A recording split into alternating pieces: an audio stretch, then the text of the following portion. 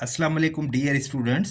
High school English grammar by Wren and Martin का book है और जो आज हम पॉइंट सीखने जा रहे हैं वो है 41। इसमें लिखा हुआ है some nouns have two forms for the plural.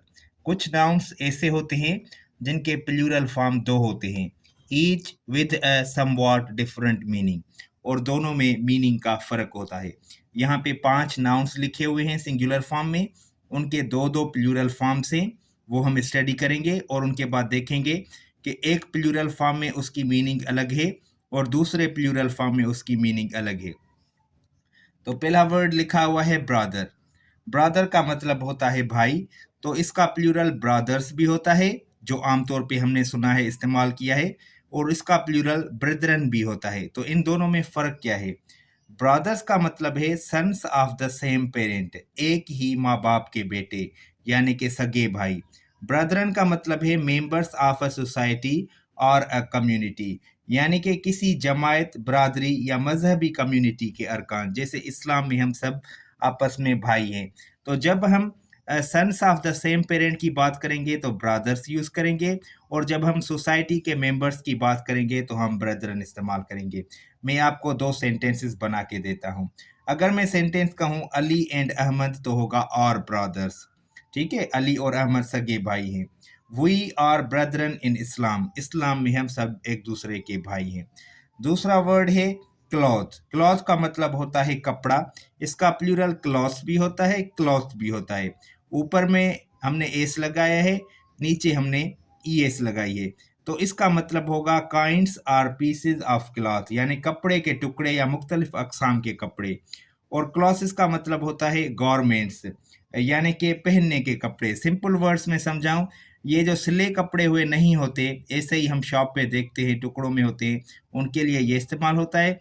और जो सिले हुए होते हैं, शलवार एंड कमीज होती है, तो उसके लिए हम क्लॉथ्स इस्तेमाल करते हैं। नेक्स्ट वर्ड है डाई। डाई का प्लूरल डाइज भी होता है और डाइस भी होता है। तो इस डाइज का मतलब है स्टैम्प्स फॉर कॉइनिंग, यानी कि सिक्कों के लिए जो मोहरें होती हैं उनका प्लूरल है ये डाइज। उसका मतलब है स्टैम्प्स फॉर कॉइनिंग। डाइस का मतलब है small cubes used in games. Games में ये छोटे छोटे क्यूब्स इस्तेमाल किए जाते हैं, उनका प्लूरल ये है। नेक्स्ट वर्ड है इंडेक्स। इंडेक्स का मतलब है फहरस्त या इशारिया, जो हम बुक में देखते हैं, तो इसका प्लूरल इंडेक्सेस भी होता है, यानी कि tables of contents to book, यानी इसका मतलब है किताबों की फहरस्त मजामीन। और इसका प्लूरल इंडेसिस भी होता है। ठीक है, इंडेसिस का मतलब होता है साइंस यूज्ड इन अलजेब्रा। जो मैथमेटिक्स जानते हैं उनको पता होगा कि ये मुख्तलिफ निशानियां होती हैं जो अलजेब्रा में इस्तेमाल होती हैं। लास्ट में है पेनी। पेनी का मतलब क्या होता है? पेनी का मतलब होता है एक पेनी का सिक्का। इसका प्लूरल पेनीज भी होता है, यानी कि नंबर ऑफ क्वाइंस, यानी कि सिक्कों की तादाद। और इसका प्लूरल पेंस भी होता है, यानी कि अमाउंट इन वैल्यू, यानी कि रकम या मालियत। तो ये देखिए प्लूरल फॉर्म्स थे, दो दो प्लूरल फॉर्म्स, और हर एक की जो मीनिंग थी वो डिफरेंट थी। इस तरह के यहाँ पे हाई स्कूल इंग्लिश ग्रामर में 5 वर्ड्स दिए गए हैं जिनके 2 प्लूरल फॉर्म्स होते हैं।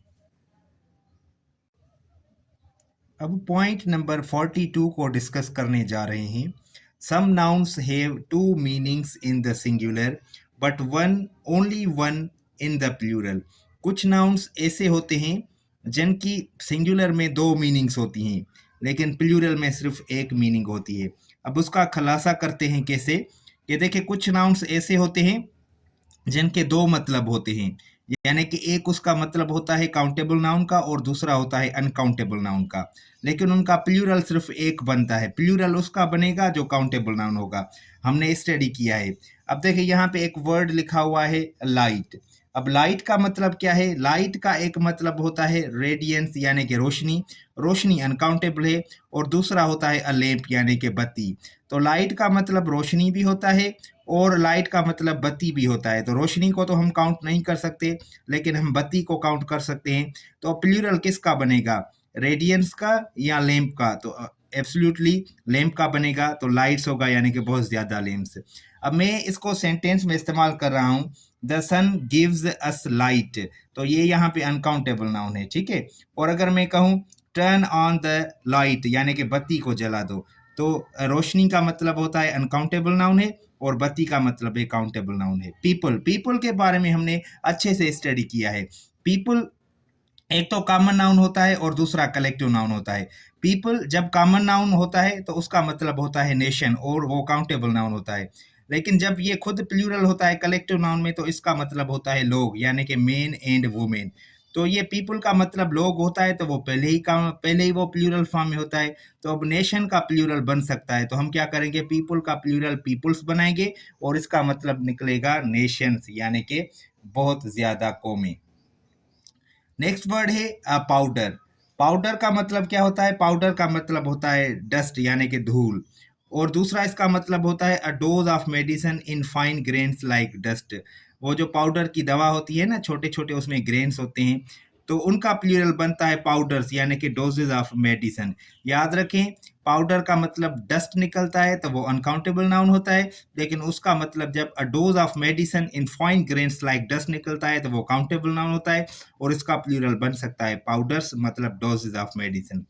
नेक्स्ट लास्ट में है प्रैक्टिस। प्रैक्टिस का मतलब एक होता है हैबिट यानी कि आदत, तो ये काउंटेबल नाउन है, इसका प्लूरल बन सकता है प्रैक्टिसेस यानी कि हैबिट्स। और दूसरा होता है exercise of a profession. Exercise of a profession का मतलब है किसी पेशे का अमल करना, तो ये अनकाउंटेबल नाउन है, इसका प्लूरल नहीं बनेगा। तो सिंपल वर्ड में मैं आपको समझाने की कोशिश करूंगा कि कुछ नाउन्स ऐसे होते हैं जिनके दो मतलब होते हैं। दो मतलब का मतलब है एक मीनिंग में वो काउंटेबल होते हैं और दूसरी मीनिंग में वो अनकाउंटेबल होते हैं। तो जब वो काउंटेबल नाउन होते हैं तो उसका प्लूरल हम बनाते हैं, लेकिन जब अनकाउंटेबल नाउन होता है तो फिर उसका प्लूरल नहीं बनता। इस तरह से मैं आपको एक और एग्जांपल दूं, WOOD, वुड। ये जो वुड लफ्ज है ना, इसके भी दो मतलब होते हैं। वुड का एक मतलब होता है लकड़ी, जो कि अनकाउंटेबल नाउन है, और दूसरा वुड का मतलब होता है फॉरेस्ट यानी कि जंगल। और जब हम वुड को फॉरेस्ट की मीनिंग देंगे तो वो काउंटेबल नाउन है, फिर उसका प्लूरल भी बनेगा, फिर हम वुड्स भी कह सकते हैं।